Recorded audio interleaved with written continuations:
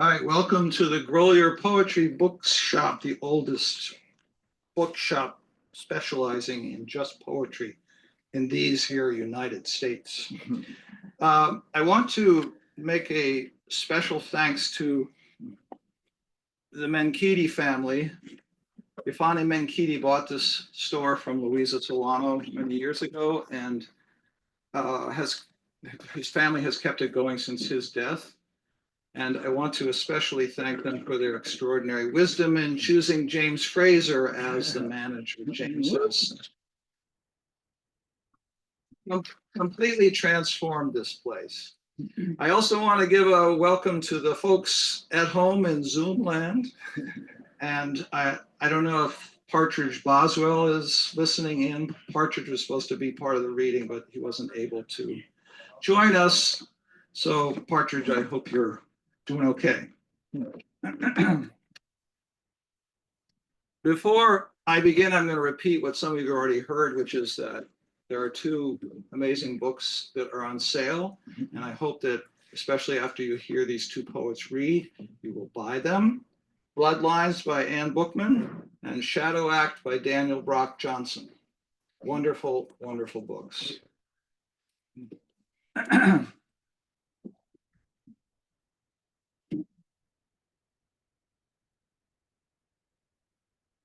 Nothing worse than a poet fumbling through things. All right. Poetry is a negotiation between memory and edict, a confrontation between image and verisimilitude, an accord between the desperations attending grief and the exaltations sprinting out of satisfaction. It is the unheard pulse of the riptide swelling with the syncopation of the collapsing crests of waves stirred to astonishment by a thunderclap from other continents and other legacies.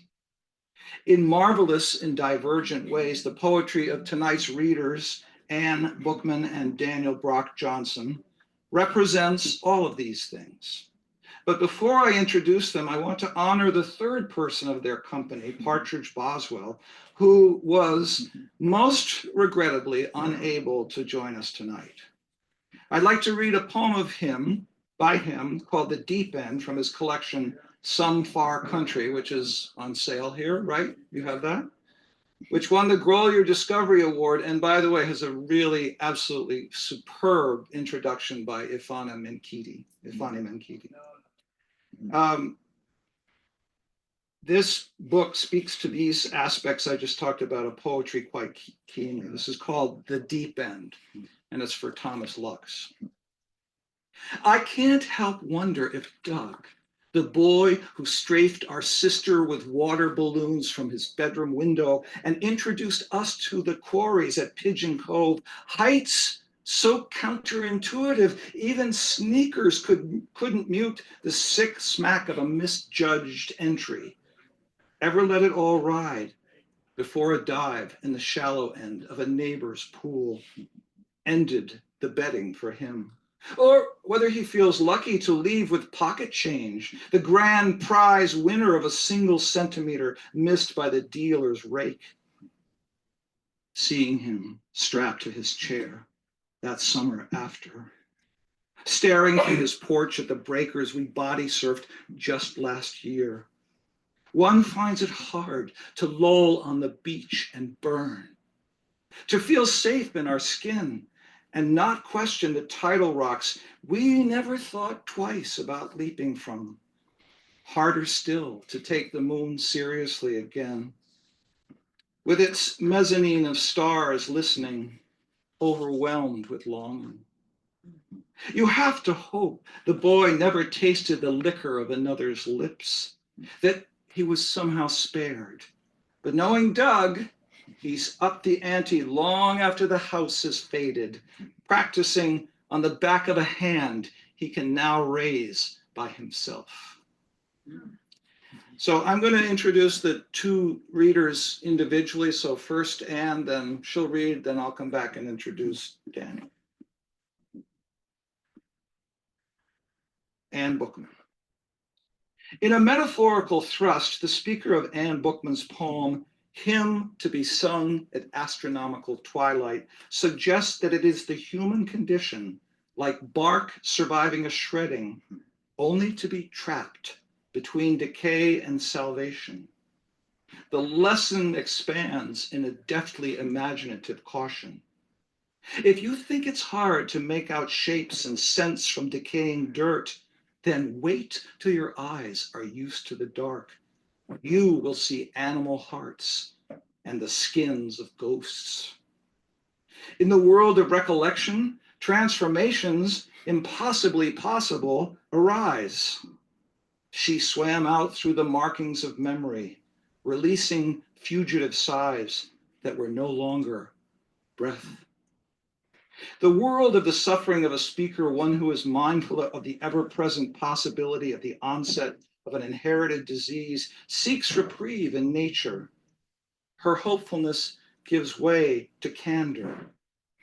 I pretend the palette of petals relieves the tightness in my chest. The cloud of genetic destiny is dispersed by a morning ritual in the shower. Hands grasp a smooth marble shelf. Heels press against the opposite wall. The shape makes the speaker a bridge unto myself, connecting the divided parts.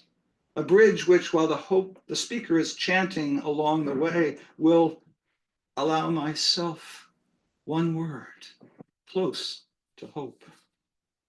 And it is that hope that presses itself indelibly into the fingertips of those who turn the pages of her moving collection, Bloodlines. Anne Bookman. Woo! Yeah. Okay. James, you want to do this? Sure. I have no idea how you're going to do it. And why don't you go in first? Okay, all right. I may never escape.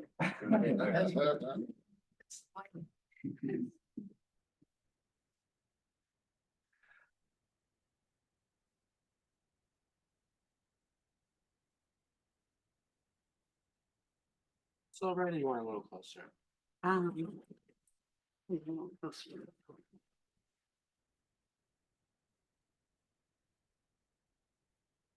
Yeah. That's great. Thank you. Is the mic okay?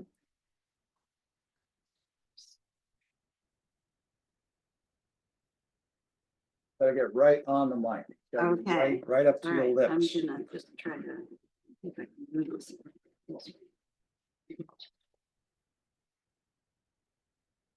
Great. Thank you. Good evening, everybody. It's wonderful to be here with you. Thank you so much for coming. It's just a great honor to read at the Grolier. I've been buying poetry books here since the 1970s when I went to graduate school across the street. I'm dating myself. It's been a wonderful experience seeing this bookshop persist. And now we have James Fraser, who is carrying on the tradition with such grace and determination and fortitude. And I think all of us in the poetry community really appreciate what he's doing. Thank you, James.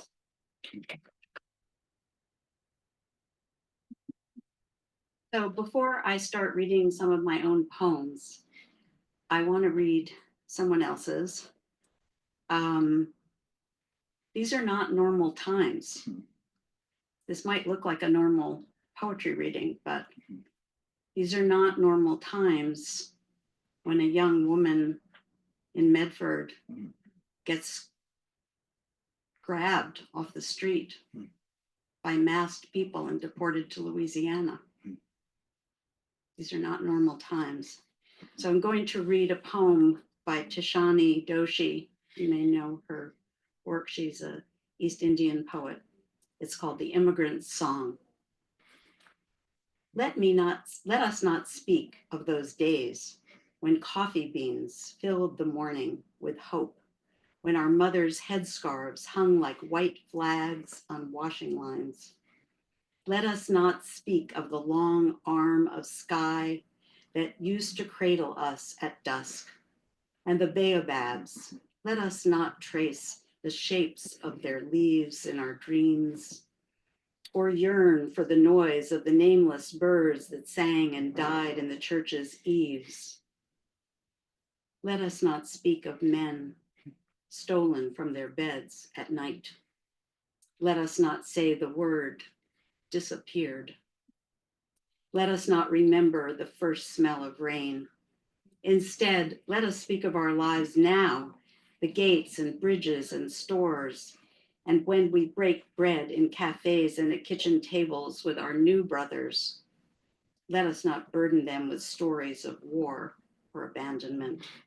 Let us not name our old friends who are unraveling like fairy tales in the forest of the dead. Naming them will not bring them back. Let us stay here and wait for the future to arrive, for grandchildren to speak in forked tongues about the country we once came from.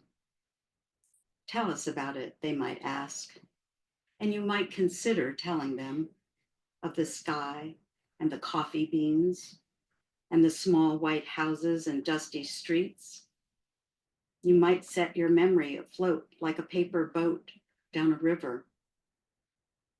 You might pray that the paper whispers your story to the water, that the water sings it to the trees, that the trees howl and howl it to the leaves. If you still keep and do not speak, you might hear your whole life fill the world until the wind is the only word. Thank you, Tishani Doshi.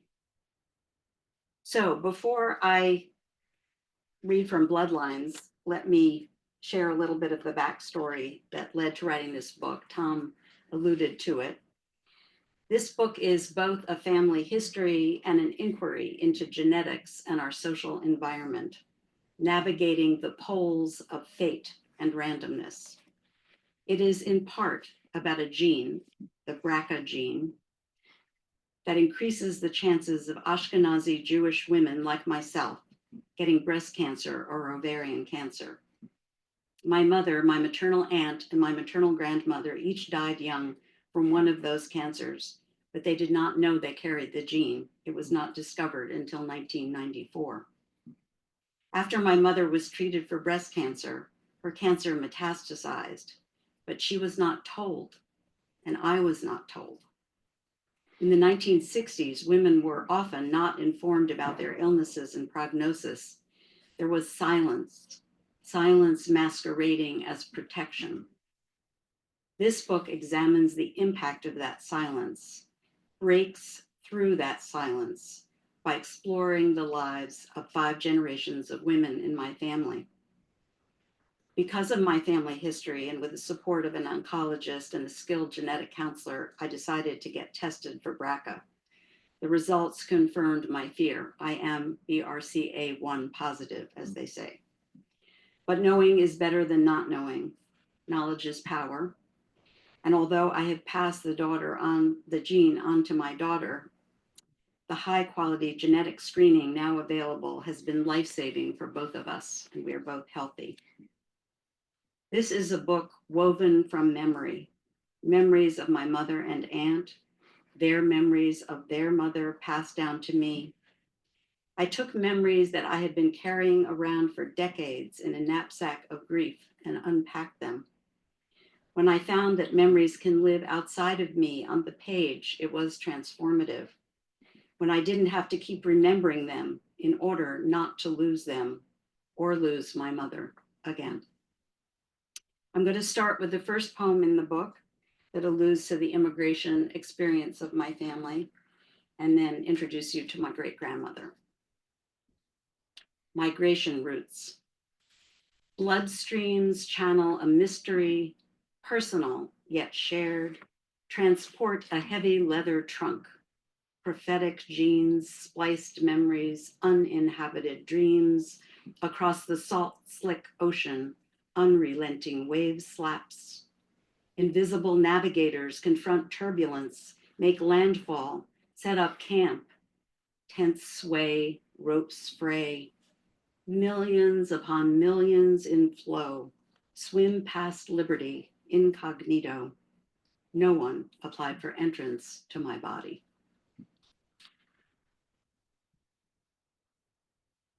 Black Satchel. I have only one photograph of Rivka, my great-grandmother on my mother's side. She wears a long, dark dress, buttons from neck to waist, ruffle of lace covers her throat, wrists. She poses for the camera. The occasion is obscure. Camera obscura, the darkened box, pinhole of light, objects partially revealed, upside down. Rivka stands alone behind a round table, white cloth with long fringe covering the top. On the edge of the table, a black satchel. She holds the handle with her left hand. Arriving at Ellis Island in 1893 with her husband and 2 sons, she works as a midwife in the Lower East Side, makes home visits to pregnant women and mothers with infants. This is her medicine bag. She carries alcohol swabs, suturing thread, needles, scissors, and a small silver flask of brandy. Rivka died in childbirth at 30, escaping the illnesses linked to the Ashkenazi gene, never held her baby girl. I wonder who picked her daughter's Hebrew name, Chaya. I think of this motherless little girl, the grandma I never met, when we toast l'chaim at family occasions. Here's to life. Of course, I never knew Rivka, and I didn't know my grandmother, Edith, who died of ovarian cancer at 41. The next poem explores the theme of inheritance and some of the things that we inherit that are not our genes. Handmade. Upward stroke of a sable brush. My mother painted rouge just below her cheekbone. Faint of hand makes pale cheeks blush. Dabbing perfume drops with pointer finger twice behind each ear, the way her mother taught her. My grandmother's sepia portrait always in place on my mother's dressing table. Altar of intimacy. I never knew her. I know her face as I know my face. Owner of the brass menorah, keeper of the family flame, I imagine my grandmother's hands gathering Sabbath light. Her first name, my middle name. When I wear perfume for an evening out, I dab with my pointer finger twice behind each ear. What's in a name? I never knew her. I'm going to read now 2 poems from a longer series about my mother's illness. And these are the poems that puncture that silence that I talked about, talking about things that were unspeakable in my family. Rock, paper, scissors. Malignant, not benign. Lymph nodes already invaded.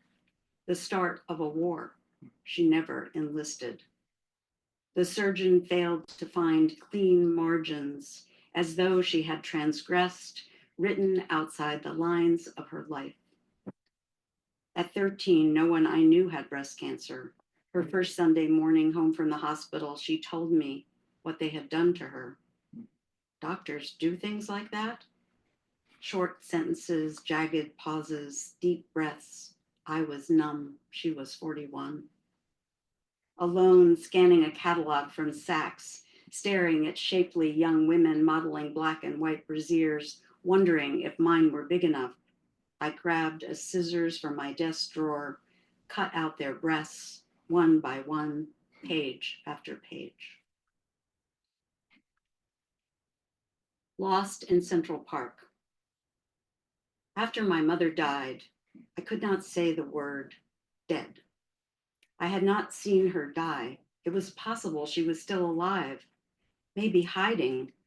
Unlike her, traveling abroad, she would have told me. Had she wandered out of the hospital, gotten lost in Central Park? She could not have walked out. The last time I saw her legs, they were not my mother's legs.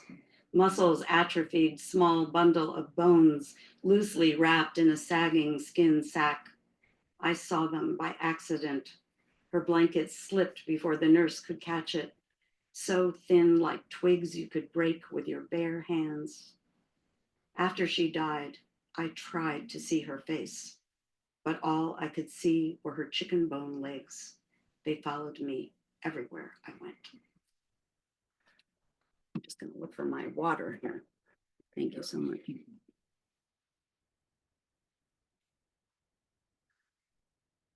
So the second half of the book focuses on moving from grief to gratitude and trying to celebrate the small joys of life, and nature, very much as Tom picked up on that, has been a great balm for me. As the wonderful poet Ellen Bass says, quote, "All art is holding the tension between elegy and ode, between our sorrows, despairs, and sufferings, and the praise, wonder, and awe that we feel." So I'm going to read a praise song and an elegy. Georgica, East Hampton, Long Island, 1958.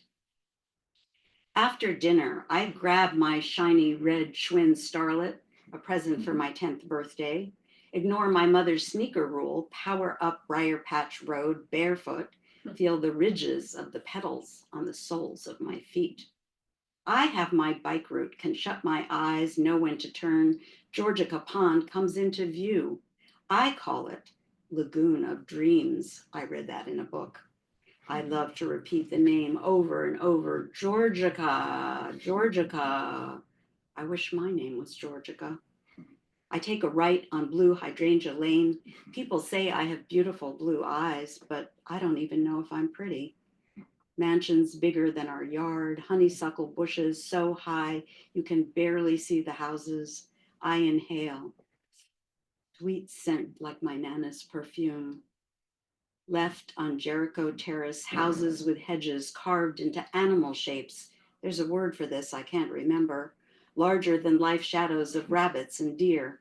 They might come alive and chase me, but I have my bike and make my escape. The next road is a steep climb. I stand on the pedals, rise up and up, panting and sweating, my palms slippery on the handles. The top of the hill is the prize. Afterwards, the long, long, lovely ride down. Here I go now, pedaling. Cool wind fills my shirt like a kite. Wheels spin on their own, feet off the pedals, hands off the brakes, so fast, faster than fireflies. I'm a firefly with my own light. I sing loudly, make up a song about the wind and my bike and the hedge animals hiding in the honeysuckle night. Elegy for the French leather wallet. You cannot consider yourself a New Yorker unless you've traveled the 7th Avenue subway. Unless you know what it's like to stand so close to others, you can hear people popping gum inside their mouths. Unless you know how to grab the straps without losing your balance, without breathing until the next stop. You cannot consider yourself a New Yorker unless you visited the Met on a Sunday afternoon to admire the collection of Egyptian art, the reconstructed temple of Dender, the tomb of the female pharaoh Hatshepsut. She wore a false beard to assert her authority. You were scared to look directly into that slim opening in the stone facade to view the sarcophagus holding the queen's body, because she might not be dead. She might be alive, eating the food they packed for her in case she got hungry, ever.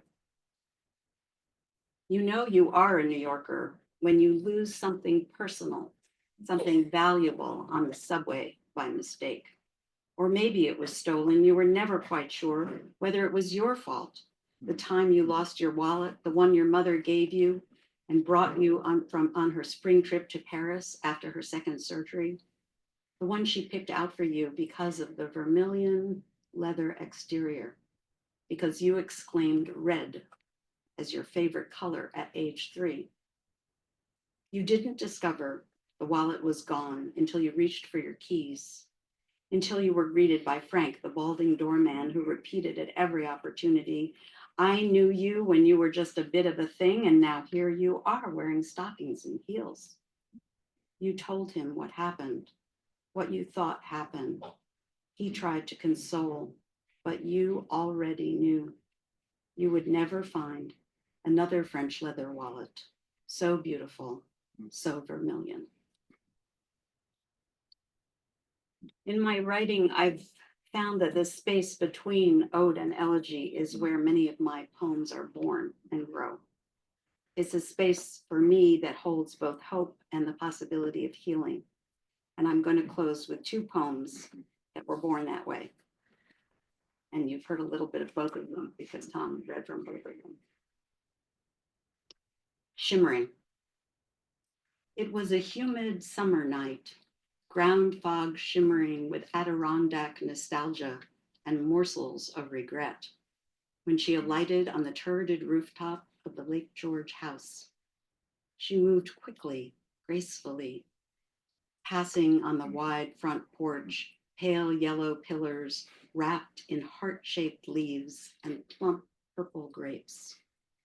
Freeing herself from fruited vines, lowering herself down through narrow spaces that open and close like the gills of a fish, she swam out through the markings of memory, releasing fugitive sighs that were no longer breath, her arms extending for miles, enfolding me, holding me, giving me a face I can recognize, hers, and a place to inhabit as myself. Hymn to be sung at astronomical twilight. Lichen, all that remains green, clings to the naked stump.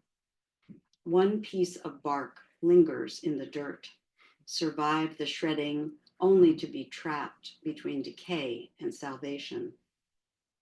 I heard it howl when they split the trunk into billets, heard the crass, conquering laughter of the hatchet men when they first saw the wet sapwood in the middle. You'd think they'd discovered America.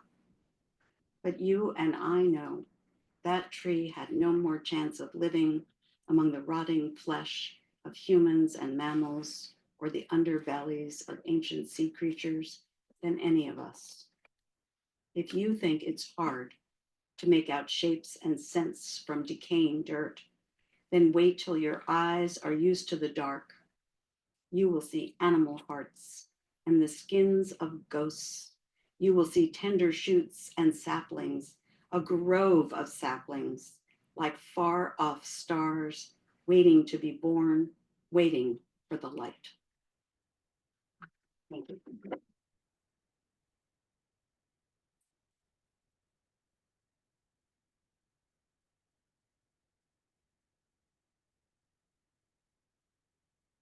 You're gonna move that out now? Well, Sir.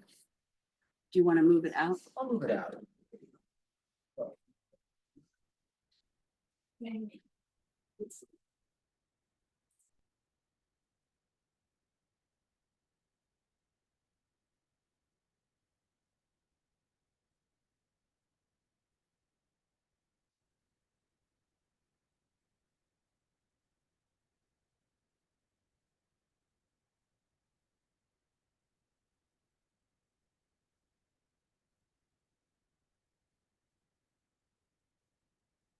Well, if you hadn't decided to buy the book before that, certainly you have decided to have it now. Wonderful. That was a wonderful reading. And you have a wonderful gift, which is kind of rare actually in modern poetry, of reading emphatically and passionately, but also measuredly. That was a beautiful, beautiful reading. And I also, one of the lines that stuck in my head, tell me if I'm getting this right.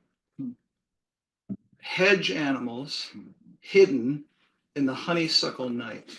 That was such a beautiful line. Thank you that was a beautiful reading. Thank you.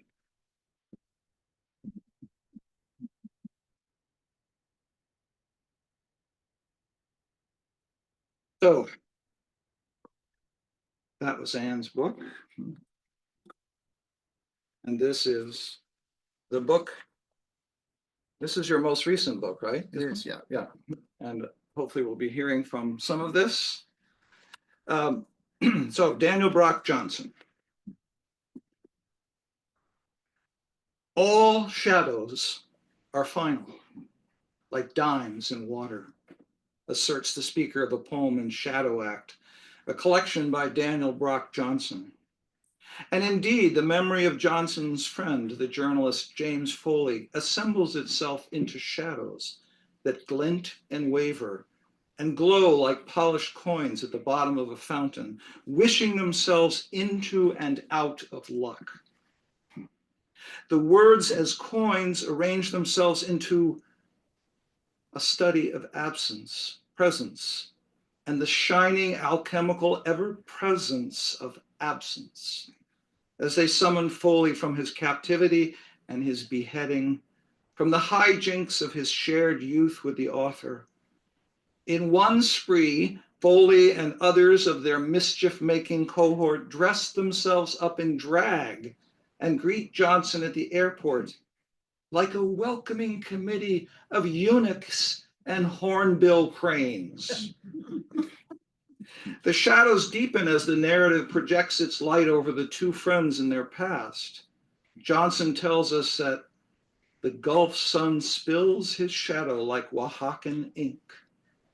A soothsayer tells Foley, God is an animal inside you. Am I right? And hints at a dire future.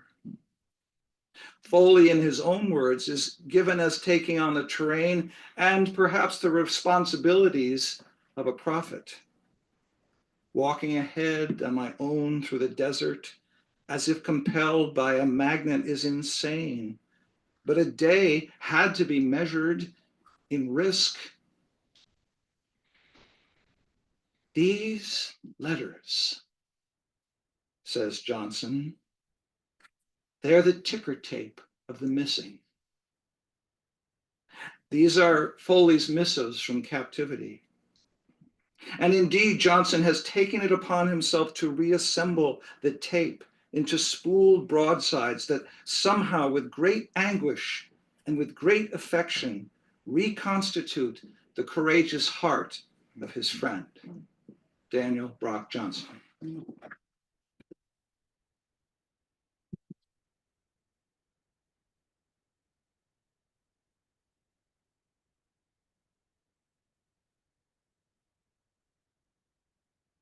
Just a minute to set up. You're right here.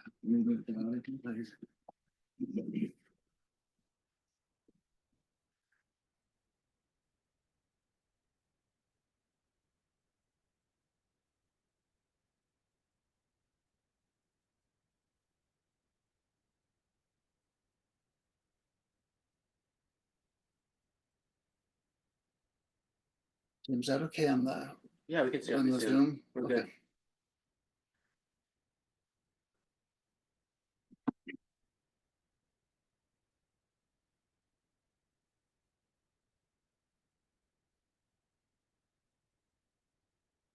Thank you, Tom. That was beautiful. I'd love to get a copy. That was really, I'll send you one.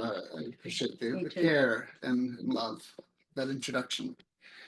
So I'm Daniel Johnson, and like Tom said, I'll be reading from Shadow Act, an elegy for journalist James Foley. Thank you, James, for hosting Anne and I. It's wonderful to be here. It seems like the roof is actually held up by books, which I've said I love being surrounded by books, even more so than people.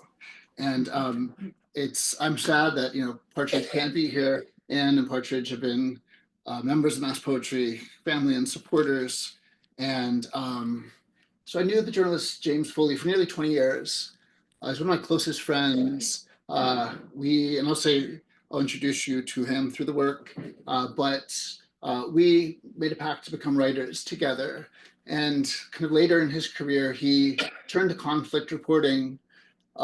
He dispatched stories from Iraq, Syria, Afghanistan, Libya, was captured once by Gaddafi's forces in Libya, freed after 44 days, came back to Boston actually, held down a desk job for maybe 6 months, went back to report on the Arab Spring, went missing a second time, this time in Syria, And then after nearly 2 years, was killed, as Tom mentioned, by ISIS in Syria. But given the horrific nature of his death, in writing this book, part of my goal is really to reclaim his life and legacy. And so this features, normally I do a digital version of this involving a projector screen, my wife beside me who sings beautifully. In this case, I'm going to share images, some of James Foley. I'll share some audio, including audio clips of James Foley's war reporting, a phone message, and also some images of the Libya letters, if everything goes as planned. And James, if they tow my car, would you let me know? And I'll just, no, I'm just kidding. But you allowed me to park right out front, but I'm like, in Cambridge, that seems like you can never park out front. Your car is gone. Happened when my wife and I came back from our honeymoon, our car was gone, towed. Right. So this is not for the Cambridge police, but this is for Jimmy.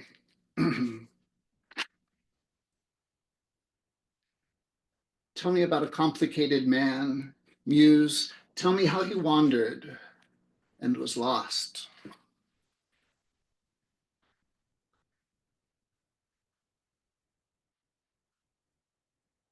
Oh, Shenandoah, I long to see you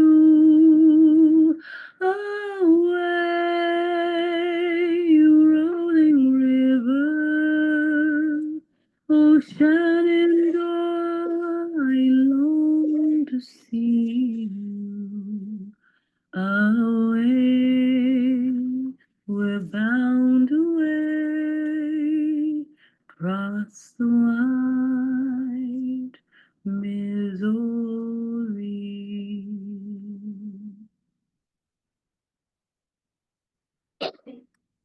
Wayfarer. The night we slept with our windows open, we woke to yellow leaves, littering the bedroom floor, filling our wine cups, puddling in our shoes. Our room shone the color of an autumn swamp, a slash of red where a boat moved off. We waited for her. She crossed an expanse. We charted her course. She came by boat on a Tuesday. Rather, she came by knife and traveled light. We waited for her, and she waited for us. We called her Chance. We call her Owana. She came on a Tuesday, bright knife.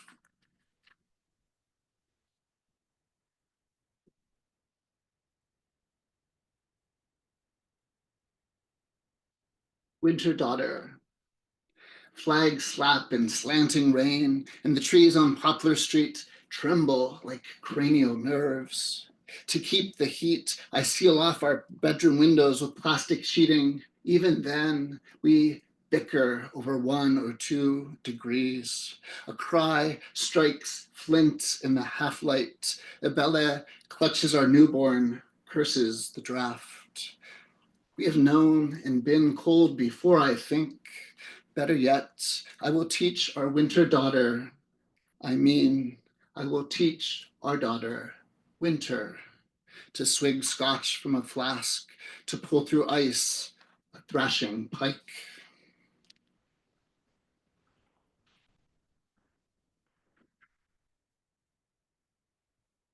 Photograph Roslindale, 2010.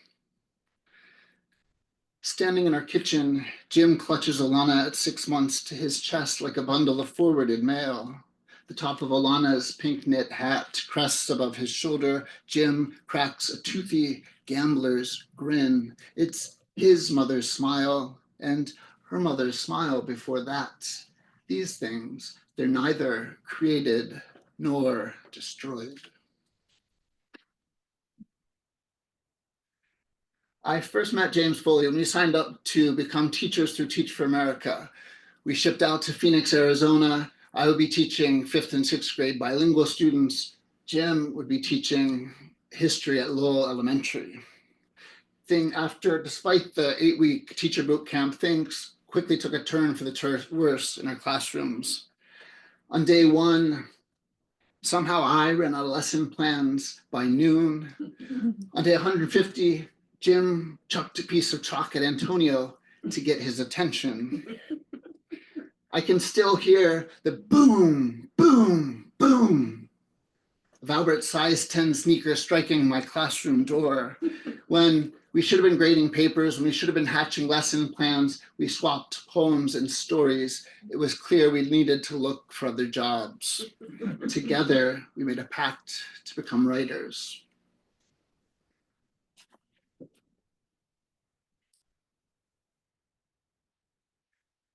Homecoming.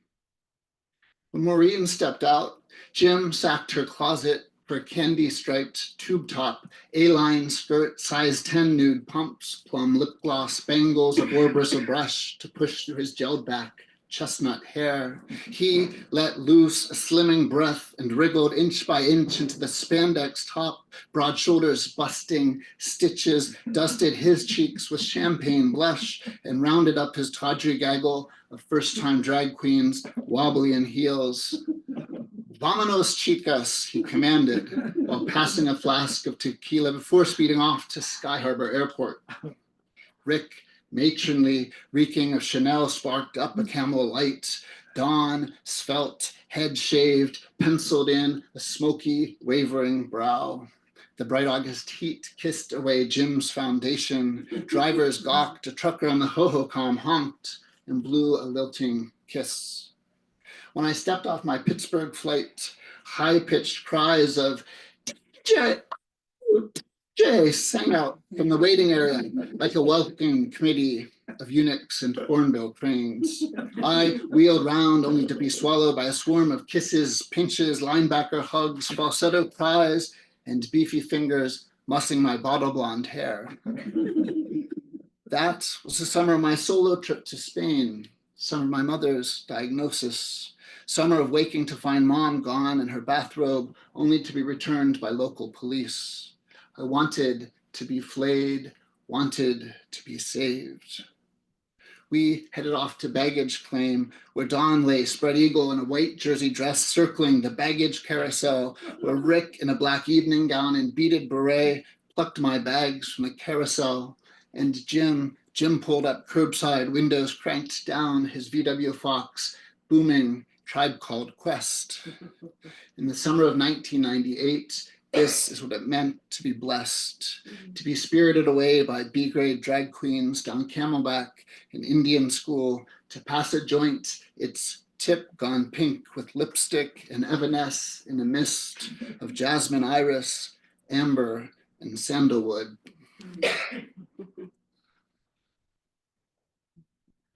Oh, shine it.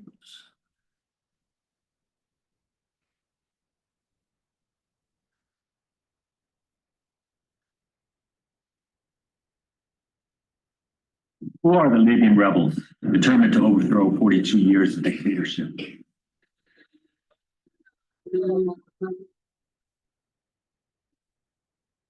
Some say they're mujahideen and are fighting in the name of Islam. Men pray on the front lines as others launch rockets.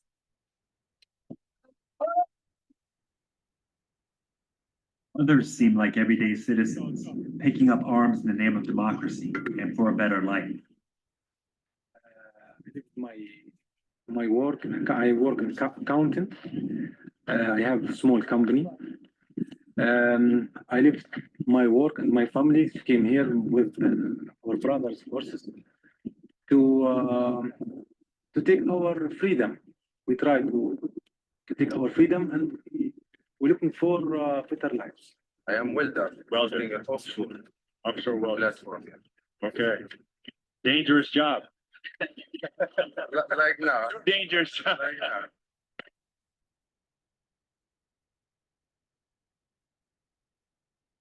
They're brave as individuals, but many show a dangerous lack of weapons training.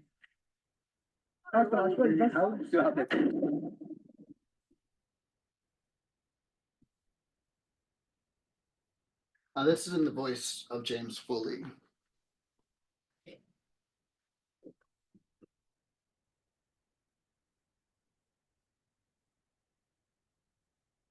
It's the little things that keep us going, but how quickly we try to forget the fact they're holding us interminably as hostages, using a process we have only the faintest glimmerings of. Journalist James Foley in his Libyan prison journal, April 2012. We went to Brega on April 5th to get close to the front lines. We never imagined how our lives would change. Our foolishness gives me nightmares. We got in a red bus and drove ahead to the last checkpoint. Some teens told us Gaddafi troops were 300 meters away, but we thought it was impossible. Now that Jim's gone, but not gone, here, but not here, I sit from time to time in front of these letters that he smuggled out of a Libyan prison in his shoe. I let my eyes roam the teeming sea of words, the script dizzyingly small.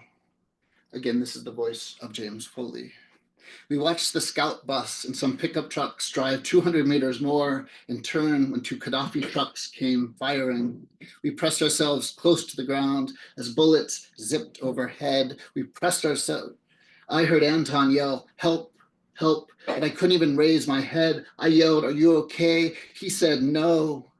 More bullets. I called again. Nothing.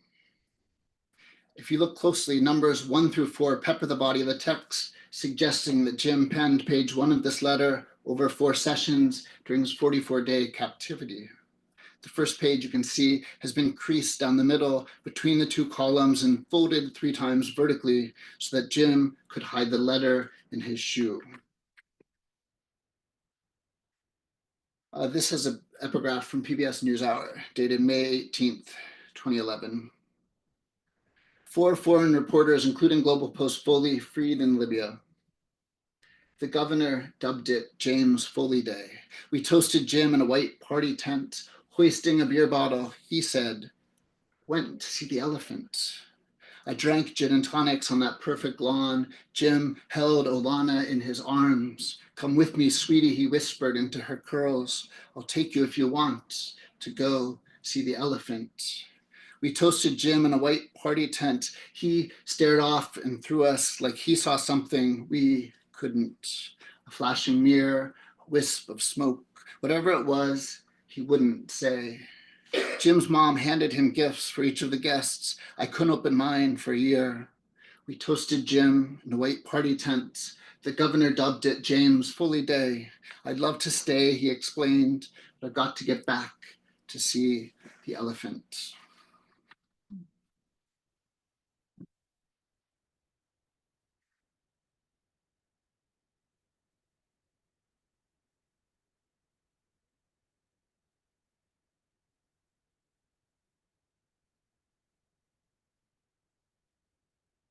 Hey, Jonathan, my brother. I'm picking up to Libya tomorrow. Just want to check in, covering a couple stores and the anniversary, and then I'll be back in May. We got some store progress to auction, some organizations in New York help it out, so it's looking better. I hope all is well, man. I know it is, and happy Valentine's Day. Give Olana a little hug for me. And I hope, I'll try to catch you on Skype when I'm over there, bro. All right, take care.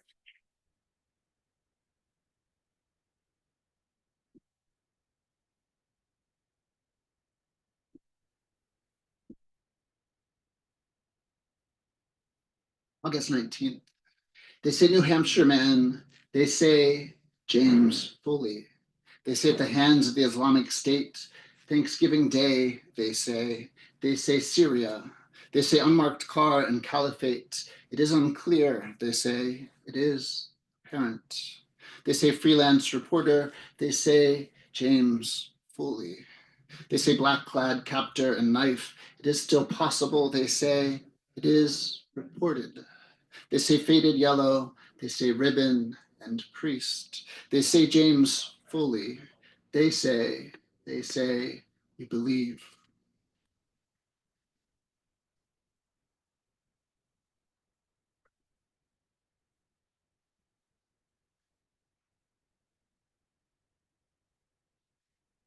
Shenandoah, I long to hear you.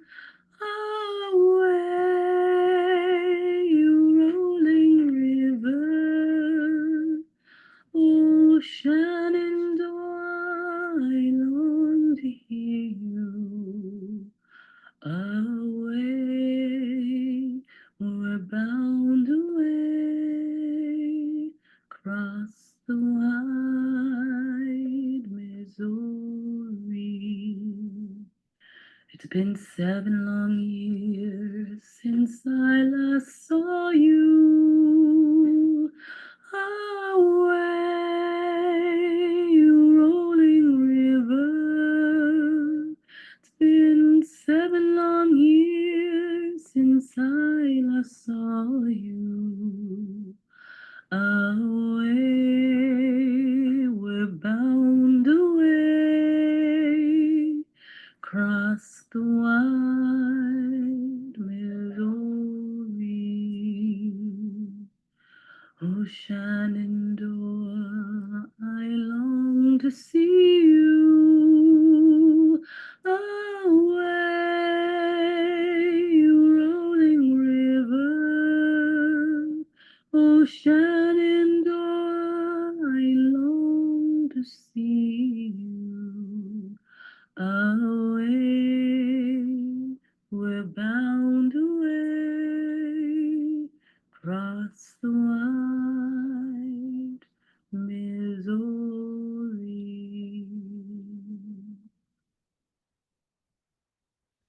Shadow Act for Ebele. My head bowed above the bone-white bowl of the sink. Ebele runs clippers over my scalp and neck before work, teasing, there's hardly anything to cut. Shearing small clumps of hair like batting from an old pillow or the gray down of a new goose. Married for years, it's the first time she's cut my hair. Luca and Olana look on, my wife's braids fall on my neck. Every act has a shadow act. Run it up and down, I say, don't make it streaky. Since the baby is still asleep, she hurries in her work and worries aloud the chattering blades will nick my neck. Isabella's hand passes over me. I think again of Jim. Before his beheading, his captors shaved him like this. Then I feel once more my wife finger the spray of freckles and liver spots softly chiding. Wear more sunscreen, love. Finished, she kisses my nape. For every act, a shadow act. The baby is now awake. I have to pay my wife, and she laughs, a girlish laugh.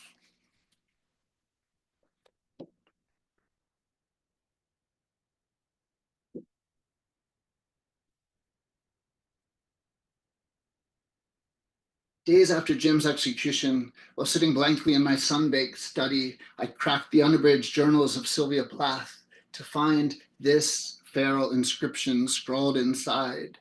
DJ, fuck it, believe, Jimmy 06. Mostly I take this message as a sign to carry on with my writing. At others, I suppose it signals not to slam the door on God entirely. Jim never did.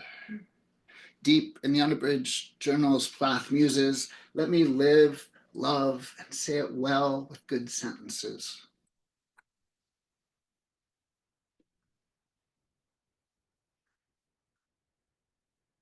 This last poem.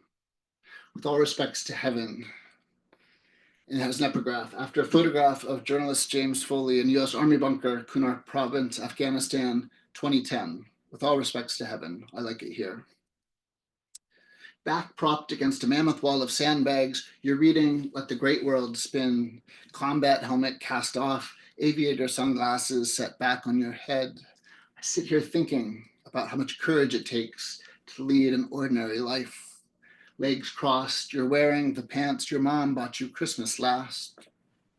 Your eyes gaze down at the page, lips slightly apart, a week's goatee sprouts. There is, I think, a fear of love. There is a fear of love. Minus the shelling in the distance, the flak jacket yoked around your neck, you could be reading in a cane chair at a cafe anywhere. Phoenix, Pilsen, Istanbul, Mexico City. The world spins, we stumble on. Serene as it seems, images flit and ghost across the page. A gunner shot in the head on a high mountain pass floats above Philippe Petit, now reclining on the wire, now upright. I was trying, really trying to pray, get rid of my lust, rediscover that innocence, circle of circles. You stole my books, Jim. I stole yours, 50-50. You're reading a copy you filched from me. We never said what we meant outright. Read this, we said instead. You gotta fucking read this. Thank you.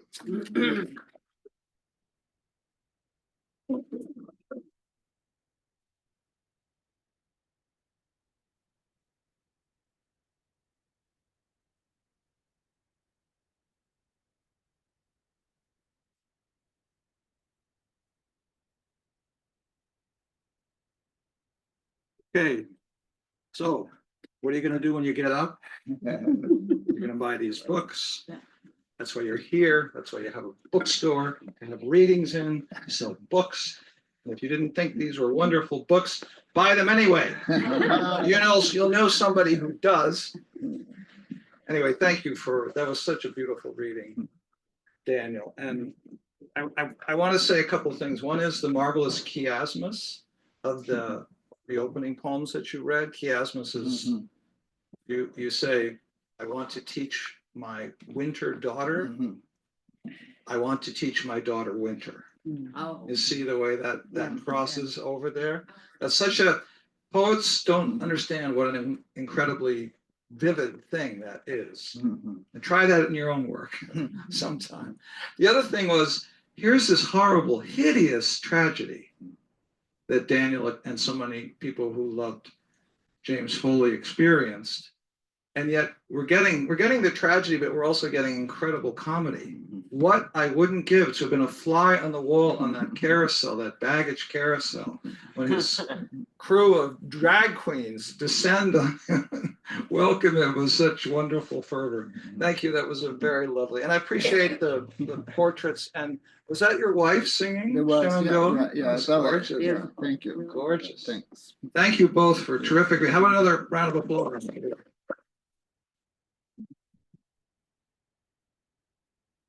Thank you all for coming. Let's give Tom Daly a round of applause for the wonderful job hosting tonight. Thank you, Tom.